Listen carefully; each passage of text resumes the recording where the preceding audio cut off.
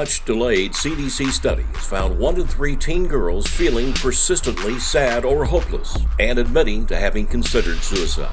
Almost 6 out of 10 girls, an increase of 60% from just a decade ago, admit to having these feelings. And 1 in 3 say they seriously have thought about suicide. This video looks at the rise in teen girls that have contemplated suicide, and why it's happening more and more in both girls and teen boys. Auguste Merritt, an educator and writer for The Federalist and the American Conservative, says what's tremendously troubling about this CDC report is how it runs counter to today's thinking. Society allegedly celebrates women more than ever and offers abundant opportunities to girls. He says women are doing much better than men in some crucial career areas, outnumbering men at colleges and in the workplace. Women have greater representation in politics and sports. No longer are they expected to find a husband, have children, and submit to lifelong domestic shackles.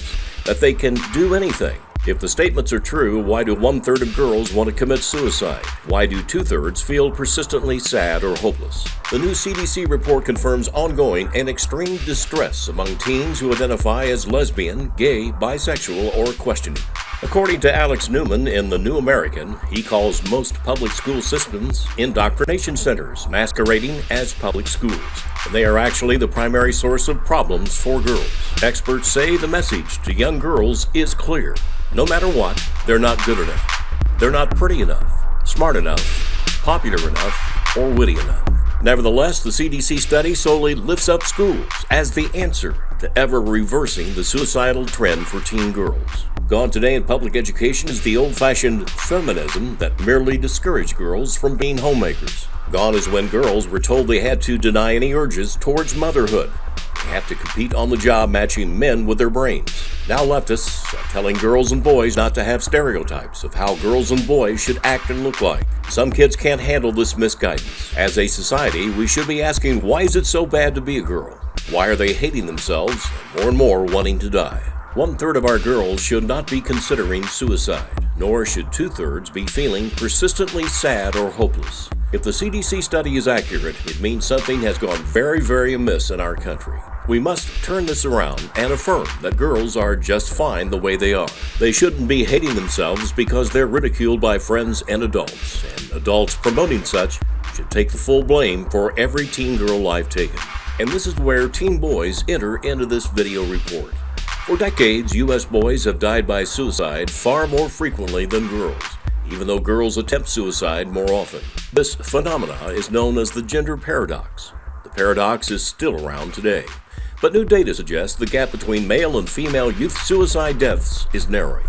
Researcher Donna Rook of the Research Institute at Nationwide Children's Hospital in Ohio says not only are females thinking about suicide more and attempting suicide more, now they're actually completing suicide.